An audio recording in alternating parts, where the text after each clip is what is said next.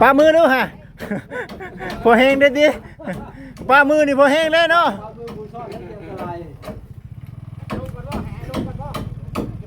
ไปทางไหนนะโอ้ยข่อยสิเชื่ออยู่บนน้องบาทนี่เหยียบรถแล้วเนาะ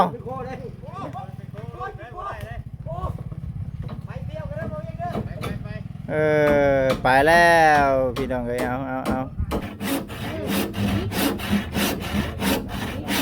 ข่อยบอกอยู่ให้ชื่อเอาเถิดอันน่ะเครื่องปั่นไฟนั่นโอ้ยสบายดีจะรออยู่สิได้บัดเวลามีเวียกอยู่ข้างนอกรอนานดอกต้องได้เลยขโมยกบใจได้เลยเอ้าให้ป้าสบายดีจบคลิปก่อนเด้อพี่น้องเด้อฮะน้องดีใจป่ะดีใจอยู่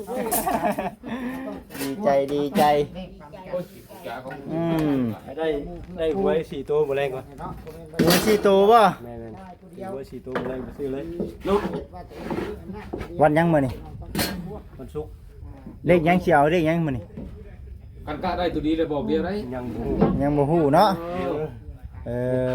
บ่ทันออกนี่บ่ได้ป้องไทยแล้วมาล้างระยะแล้วเอาซะเนาะตามสบายเลยพี่น้องเอ้ยนี่เด้พ่อกับสร้างหยังก็สร้างหยังเจ้าน่ะเครื่องเวียกนี่จังหน่อยได้บ่ได้เนาะอันนั้นเคียงข้างกันก็ได้เอานี่แหละพี่น้องเอ้ยเนาะผู้ที่ว่าให้ที่พักพิงอาศัยก็คือเพิ่นผู้นี้แต่ว่าขาดบ่ได้ก็คือพ่อบ่ทรงนี่แหละคันบ่มีเล่านี่เฮาบ่ฮู้เด้เฮาบ่ฮู้ว่ามีบุคคลนี่อาศัยอยู่แบบนี้ย้อนทางพ่อบ่ทรงเนาะเพิ่นแนะนำเนาะเพิ่นแนะนำมาจังว่าพี่น้องเอ้ยก็จังว่าผู้นี้มันก็เป็นช่างเลย ดีใจนี่ก็คันบ่มีเราก็บ่ฮู้อีกว่าเจ้าอยู่แบบนี้บาดนี่ จังว่าสิแลเบิ่งกันไปเนาะมันก็เห็นเพิ่นมาเนาะเฮาก็คิดกี่ตนหั่นชีวิตคำลากับชีวิตเฮามันก็ใกล้เคียงกันเนาะ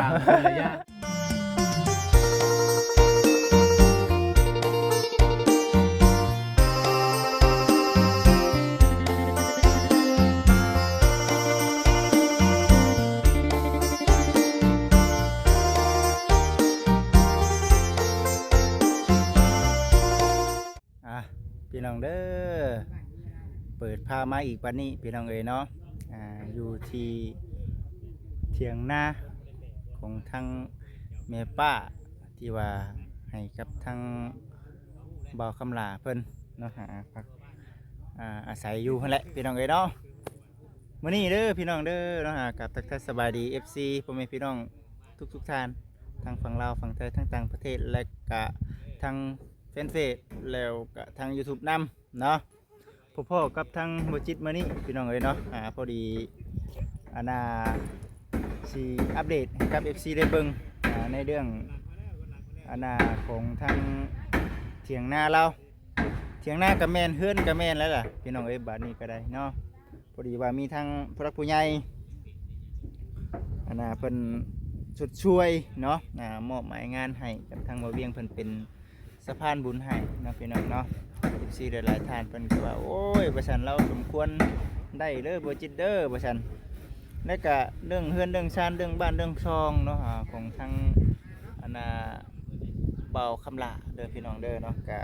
คือว่าตอนนี้ปัจจุบันนี้ก็ยังบ่ทันได้มีความคืบหน้าไปต่อแต่ว่าจังใดก็รอรุ่นรอชมเบิ่งไปนำกันพี่น้องเนาะอิงตามบุญวาสนาของทางเบาคำลาเด้อพี่น้องเด้อมีแต่ข่าวดีที่ว่าเขามาอย่างต่อเนื่องก็คือในเรื่องการซื้อที่ซื้อทางแล้วก็เรื่องเจ้านำเจ้าในว่าสิเจาะมื้อใดวันใดเนาะพี่น้องเนาะก็ยังบ่ทันฮู้เทื่อเนาะมีแต่ว่าพูดแหละพี่น้องเอ้ยเนาะโอกาสหน้าหรือว่าจังใดก็เดี๋ยวสิอัปเดตให้กับผมให้พี่น้อง FC ได้เบิ่งได้ชมเบิ่งไปนํกันนั่นแหละพี่น้องเอ้ยเดี๋ยวมื้อนี้สิพา FC ไปเบิ่งเนาะในการเฮ็ดใส่ผ้าเฮือนกระแมนพี่น้องเอ้ยเนาะใส่ผ้าเฮือนมา มาเบิ่งว่ามันสิสวยงามซำใดเนาะเพราะว่าในเรื่องอุปกรณ์การเฮ็ดนี่คือถือว่าครบแล้วพี่น้องเอ๋ยเนาะไม่โซดาไม่เส้นช่างกำลังเฮ็ดอยู่ปัจจุบันนี้ก็ได้ว่าขอขอบคุญขอบคุณทางผู้รักผู้ใหญ่เพิ่นหลายๆที่ว่ามีน้ำจิตน้ำใจเนาะนักแข่งแบ่งปันกับทางแม่ป้าชุบ่นี่แหละพี่น้องเอ้ยตอนนี้อยู่ต่อพี่น้องเนาะมันยังว่าพอมีสัญญาณแน่ขึ้นง่อยต่ออะไรล่ะพี่น้องเอ้ยช่วงนี้ก็ได้เนาะแดดแล้วบัดนี้ก็ได้นี่แหละพี่น้องเอ้ยนี่บ่เห็นบ่โจคักแน่ดีพี่น้องเอ้ยเนาะเด้อพี่น้องเด้อเนาะป้าชุนี่เราเป็นผู้ที่ว่าให้พักพิงเนาะทั้งบอกคำด่าแต่ว่าผู้แนะนำเนาะที่ว่านำพาทีมงานพร้อมด้วยกับทาง FC เนาะให้ฮู้จักกับทางน้องเพิ่นนี่เนาะกับทางบ่าวคำลานี่เนาะย้อนทางช่างเด้อพี่น้องเด้อช่างทีมงานช่างแก้วหรือว่าตาลองของทางช่างแก้วคันบ่มีเล่านี่ก็ถือว่า บ่สามารถเนาะหาผู้ได้ว่ายังมีบุคคลนี้อยู่นะตัวนี้ทางบ่เวียงเพิ่นกำลังโอ้ล้มกันอยู่อะไรก็คุยกันพี่น้องเอ๋ยเนาะผู้ใดเดียวทางบ่จิตสีเข้าไปเบิ่งตัวนี้ก็กำลังยายเส้นอยู่เด้อพี่น้องเด้อกำลังยายเส้นอยู่ณปัจจุบันนี้ก็ได้ผู้ใดป้าจูเอาเนี่ยใดก็ตามเต้เด้อพี่น้องเด้อ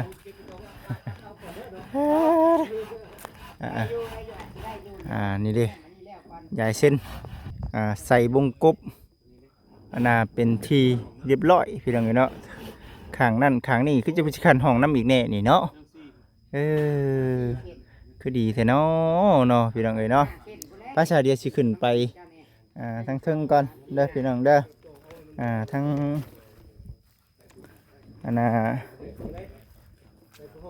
งานช่างเพิ่นกำลังเฮ็ดอยู่พี่น้องเอ้ยพี่น้องเอ้ยนักรุ่นใหม่เลย จากรุ่นใหม่บ่จากรุ่นใหม่ แน่นอนนะคันสังเกตไปดูเข่าดีเนาะโอ้ข่อยบอกอยู่ให้ชื่อเอาเถิดเครื่องปั่นไฟนั่นโอ้ย สบายดีจะรออยู่สิได้แบบเวลามีเวียกอยู่ข้างนอกรอนั่นดอกต้องได้เด้อขอบคุณใจได้ลายเด้อเอ้าให้ป้าสบายดีจบคลิปก่อนเด้อพี่น้องเด้อเนาะดีใจป่ะดีใจลูก ดีใจได้หวย4ตัวบ่แรงกว่าหวย4ตัวป่ะแม่หวย4ตัวบ่แรงไปซื้อเลยวันยังมื้อนี่วันศุกร์เลขยังสิเอาเลขยังมื้อนี่กันกะได้ตัวดีเลยบอกเดียวได้ยังบ่ฮู้เนาะบ่ทันออกนี่บ่ได้ต้องใช้แล้วมาล้างระยะเนาะเอาซะเนาะตามสบายเลยพี่น้องเอ้ยนี่เด้พ่อกับช่างหยังก็ช่างหยังเจ้าน่ะพอบักส่งพอบักส่งเนาะมาพี่ก่อนมาพี่เครื่องเวียงนี่จังหน่อยได้บ่ได้เนาะนั่งกินเคียงข้างกันก็ได้นี่แหละพี่น้องเอ้ยเนาะผู้ที่ว่าให้ที่พักพิงอาศัยก็คือเพิ่นผู้นี้แต่ว่าขาดบ่ได้ก็คือพอบ่ส่งนี่แหละคันบ่มีเล่านี่เฮาบ่ฮู้เด้เฮาบ่ฮู้ว่ามีบุคคลนี่อาศัยอยู่แบบนี้ย้อนทางพอบ่ส่งเนาะเพิ่นแนะนำเนาะเพิ่นแนะนำมาจังว่าพี่น้องเอ้ยก็จังว่าผู้ดีมันก็เป็นช่างเลย ผู้ดีมื้อนั้นพากันไปเพื่อนเจ้าเนาะว่าไปเด่นน้ำกับทางช่างแก้วเบิ่งช่างเพิ่นเฮ็ดเฮือนกระตบกระแตบนี่แหละประชันเฮ็ดเฮือนที่ห้องน้ำเนาะมื้อน่ะเนาะแม่นผู้ดีถึกช่วงพอบ่ส่งผลว่ามีอยู่ได้ครอบครัวนึงว่าซั่นก็เลยว่าพากันมาเพราะว่ามาพ่อมื้อนั้นเราบ่อยู่มื้อน่ะเนาะเราบ่อยู่เราไปรับจ้างเนาะไปรับจ้างจังว่ามาหาพ่อแม่นบ่นั่นแหละจังว่าก็ได้จังว่ามื้อนี้ก็ มาโอ้ลมถามไทยกันก่อนว่าซั่นน่ะนะก็ดีใจเด้อนี่ดีใจนี่ก็คันบ่มีเราก็ แม่ เราก็บ่ฮู้อีกว่าเจ้าอยู่แบบนี้บาดนี่ แม่ จังว่าสิแลเบิ่งกันไปเนาะ แม่พ่อก็ส่งมา อืม เออ มี เราก็ แต่ เห็นเพิ่นมาเนาะเฮาก็คิดกี่ตนหั่น เออ ล่ะชีวิตไอ้คำลากับชีวิตเฮามันก็ใกล้เคียงกัน ใกล้เคียงกันเนาะ ต่งคนละอย่างหั่นน่ะ ยังว่าเฮา เขาก็เฮาอยู่มีครอบมีครัวเนาะทำได้มีครอบมีครัวอยู่เอ้ย โอ้มีก็หลายทำหลายเท่า ว้า มันจะว่าแม่ ชีวิต แม่ หั่นนะชีวิตมัน แม่ สุข ก็ ต้ มี น อ่ะ นะ แม่ชีวิตคือชีวิตอ่า ไปได้จ้ะเพื่อนเฮ็ดเฮาใช้แล้วจ้ะ พอแต่เทพื้นให้ ก่อได้ จังว่ามันก็เบิด ยังบ่มีงบบ่โอ้เพราะอันนี้ก็ที่ผ่านมาเราก็ผู้ใหญ่เพิ่นช่วยคือกันได้ แม่ ก็จังว่าเห็นตัวเองเป็นอันนี้ก็ได้ว่าอยากให้FC เบิ่งให้ FC เบิ่ง ดีซะนึงเออ ก็จังว่าใจ ที่ยาวเขาก็ไม่ลืมบุญลืมคุณยาว ยาวก็ให้กันเยอะกันเมื่องา สาธุได้เฮา แม่ชีวิตก็หลุดมาได้โดย อืม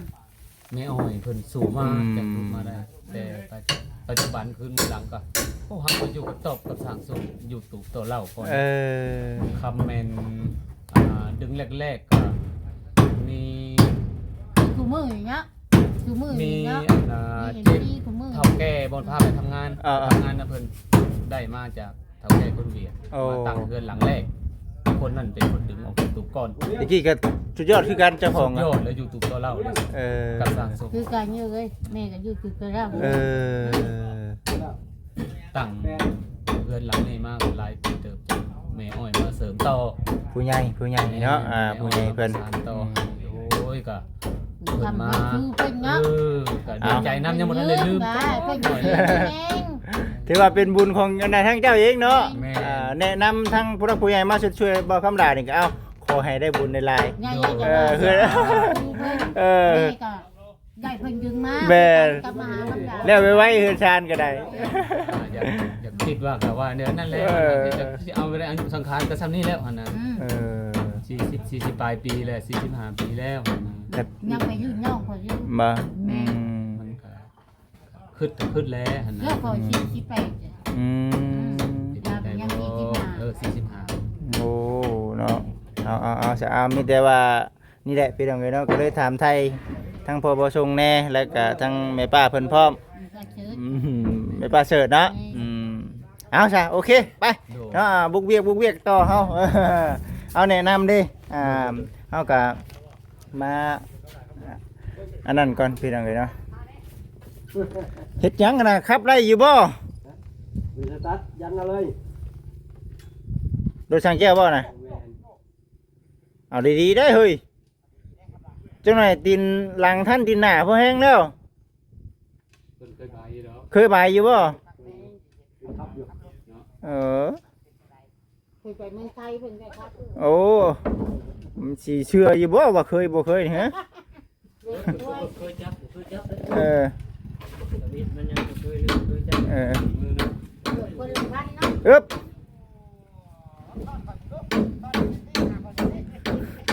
เอาบ่าใช่ไปปลามือดูฮะ พอแห้งได้ดิปลามือนี่พอแห้งแล้วเนาะ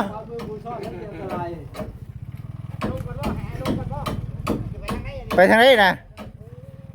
โอ้ยข่อยสิเชื่ออยู่บ่เนาะบาทนี่เหยียบรถแล้วเนาะ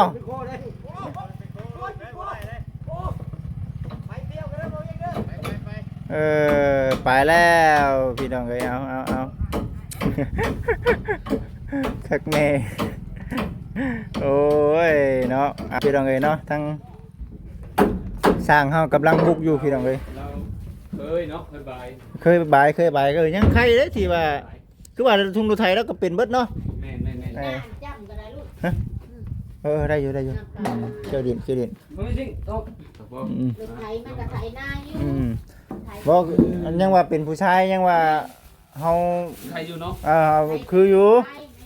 บ่มีเงินก็ไปรับจ้างไถให้ไถนาบัดนี้เวียกการงานหนักก็พอเฮ็ดได้นะ คือแม่นี่แหละแล้ว เนาะ ก็บ่ยากลูกเราก็สิเนาะรับจ้างทำงานหา กินปากเอง ก็ นะ ปากเดียวนี่ฮู้ปากอยู่ บ่ายอยู่ คันผู้หญิงนี่ก็บ่ตีหรอกพี่น้องก็เฮ็ดได้อยู่แต่ว่าเรื่องการงานมันก็สิแม่นยับเครื่องนักบ่ได้ คนละแบบเนาะ คนละแบบ อืม สิหามก็บ่ได้นี่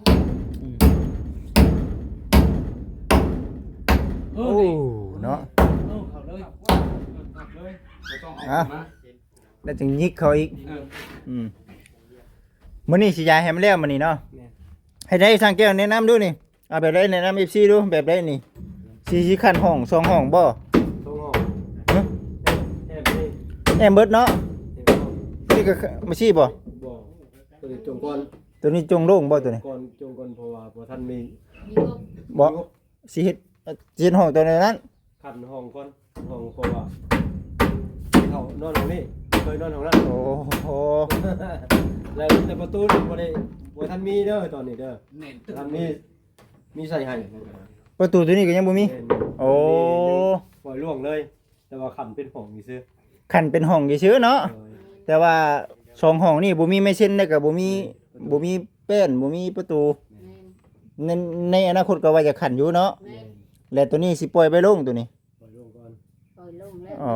บ่มีงบมาแล้ว ฮอดพุ่นก็โล่งเลยเนาะ แม่น ขั้นต่อไปนี่คือสิเฮ็ดจังไดสิอัดเลยนี่ ทางคุณก็น่าจะเป็นสิเกาะอยู่ อื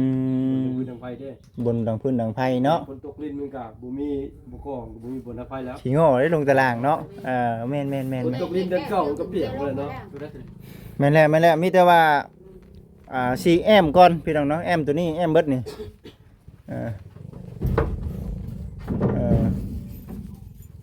สีแอมเบิดพี่น้องเนาะแอมเบิดแต่ว่าตัวนี้ก็ในอนาคตอยากแอมแล้วก็สิเฮ็ดห้องแต่ว่าสองอันนี้มันยังบ่มีอุปกรณ์เด้อพี่น้องเด้อแล้วก็ตัวหน้าไปตัวนี้ก็ได้แล้วซั่นนี่เพียงแม่นเพียงแค่ว่าอยาก ฝนตกนี่ยังเป็นอะไรอยู่เนาะ โอ้นี่คำบอกก็ออกนี่นั่นได้นี่ผลผ้าเด้อนี่เด้อผลผ้าเข้ามา แต่ที่สิเกาะเยอะเพิ่นว่าอนาคตยังหาได้โศกมีหาได้เป็นซานเป็นทางไฟ แต่ว่าต้องเฮ็ดต่ำเนาะตัวนี้เฮ็ดต่ำลงไปอีกนี่ต้องเฮ็ดต่ำแม่น เบิดยุคนึงแท้มาข้อนี่เนาะเบิดยุคนึงแนว FC เพิ่นว่าน้ำลายแตกน้ำเด้ไปหั่น บ่เบิด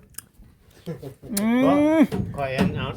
ที่มึงน้ำพอว่าสมเพราะมันขึ้นหนังมันหลายอยู่นะ น้ำลายตกจับเลย เดี๋ยวจนแรงพากันไปเอาก็บ่คำดักเป็นบ่คำดัก ยังบ่ บอกคำด่าว่ามีกกหนึ่งบ่อยู่รุมผมปะ ดึงทางใกล้ แล้วว่ามันบ่ค่อย พออยู่ ในเราปะ มีแต่ต่อตัวเดียวแล้วตัวเดียวพอเลย ชูงบ่ตัวน่ะน่ะ อ๋อกกจูงบ่ขึ้นเน่กกจูงเนาะเอากกมันพอดี หรือจะเอาเส้นเต็มหมด นี่นะ2 ปีแล้ว เส้นเต็มหมด 2 ปี แซ่บเนาะบ่พี่ อืม เส้นเต็มแล้วก็ได้ พอ คอยว่าจะ ตัวใต้ดูได้สิอันนี้มันที่ใส่ใช่ ว่ามันพอแล้วต่อตัวเดียวนะ ยังสาม 4ตัว 4ตัว4 ตัวนี้แล้ว4ตัว โอเคแล้ว ตัวอะไรต่อตัวนึงอยู่ อ่ะเราคือได้เสร็จเลยสีฮอดเวลาเลยเลยนี่เราไปส่งข่าวแล้วก่อน ส่งเขาใช้ ส่งเป็น ไม่ทัน บ่โอ้มันยังบ่นั่นบ่ยังบ่ได้ยังบ่ได้บ่ แม่น 3 ได้ปะ 3 มื้อบ้านอยู่ก่อน วงเลย มือที่3 แม่นสังฆทาน 3เหม็นสังฆทาน เห็นเลยเนาะนี่เนาะส่งสการได้ เป็นเห็ดสังฆทานเห็ดบุญน้อยแหละ ถามผู้ใด ถ้า มี คอยนะบ่แบบบ้านยังบ่ได้แจกง่ายเลย โมทนาเพิ่นจะได้โมได้เนาะ อ๋อแปลว่าเฮาเฮ็ดจังทานน้อยไปก่อน น้อยไปก่อนน้อยง่าย กูแจกน้อย น้อยเนาะ เด็กน้อย หาได้หามีอีกเฮ็ดอีกเนาะ มาได้หามี มันคือยามได้ยามยังเฮามีแต่เฮาอยากเฮ็ดใหญ่ก็เฮ็ดเนาะ ต้องได้เฮ็ดน่ะ ทางบ้านผู้ไทยเพิ่นว่าเก่งน้อยนะเก่งน้อย แล้วก็เฮ็ดบุญเอาเนาะ แม่ สังเกตยังหลายบ่นะ มันคือหนึ่งที่ทำยำดีนะ น้ำไปแล้วลุงเนาะ น้ำบ่ น้ำบ่อำนวยความสะดวกว่าง่ายๆซะปีนี้ คอย คันแม่น ว่า พาดี ทุกคนจะไปเห็นงานไกลๆแหละมันจะส ปี บาก าย ย นี่แลกกระดิ่งแปลก มันจะบ่ได้บ่จะเบิ่งดิมีน้ำบ่มีน้ำบ่จักเห็นบอกคือไปวัง คือไปบางนึงนี่เนาะ ไปวันหนึ่งเนี่ยว่าฝนมันตกแทบตกว่าว่ะ สบาย แม่นอยู่ ใจว่ะเขาถ่ายส่งไปเบิ่งว่ากันนอนจุ้ยอยู่เฉย อืม แล้วไว้ กลับมาวันแห้งเมื่อไหร่น เอาช่วงที่ว่าเฮาไปเฮ็ดที่เขาลำนั่นยังบ่แล้วบ่ตรงนั้น ำแล้ว แล้วได้ทงตัวนั้นเนาะอืม ยังส่งตัวใต้เนี่ยส่งตัวใต้เพราะมันมีน้ำนี่ อืม วันนี้มาหาให้มาดูดนะจับหน้าน้ำย่อย โอ้ พอดูดน้องแค่นั้นแหละ โดย ดูดอยากอันไหน นะ อยากให้ดูดร้ายแต่ละคนเลย ยันปลาตายบ่ มันคนให้กระจุกให้ดูดเนี่ย แล้วไปก็อยากลุงอยากล้ำเพื่อกัน แน่เนี่ย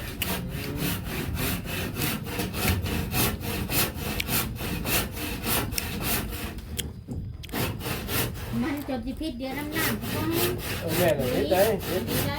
ที่ได้เกินได้เขาเจ้าอยากให้หน้าดูหน้าไปหน้ามันเนาะ แล้ว เขา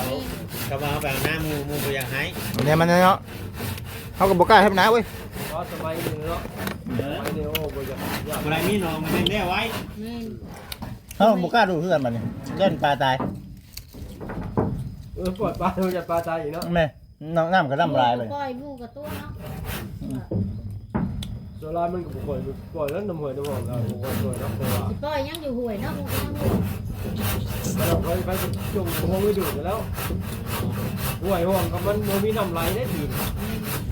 แต่ท่านไหลแต่ท่านไหลคือมันจะเก่า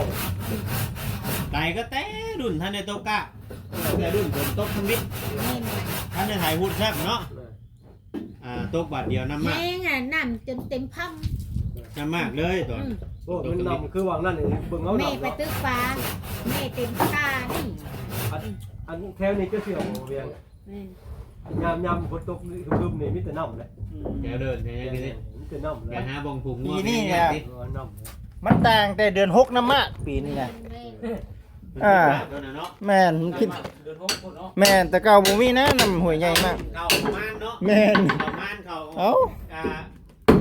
ออกม่านนะกินดอกเขาลงยังนะ แม่น น้ำเอาปีกายนี่เขา เอาพี่น้องเบิ่งไป แม่ เบิ่งไปน้ำกัน มี พี่ แต่ น้อง ทุกคนแข่งว่า ไม่ได้มาหน้าบอกแก่กัน อ่า น้อยเลยป่ะ อืม เจ้ามาได้เด้อกันยังไงคือปีกายปีน้ำที่บ้านไปได้ อืม โอย ให้มันบอก ลวดไปเลยคอยเบิ่งจัดพาดกันเลย เบิ่งไปพี่น้องเนาะกำลังอยู่เด้อพี่น้องเด้อตัวนี้เด้อ ตามขัด ถ้าเจ้ามาโดนน้ำน้ำถูกไปเลยนี่แหละหอดน้ำ ยังมือมันบกป่ะเนี่ย 3 มื้อ ตามมือก็ได้แต่ว่ามันอยู่ไกลวันไหลลงเนาะคนห้าลูกต้องกองบุก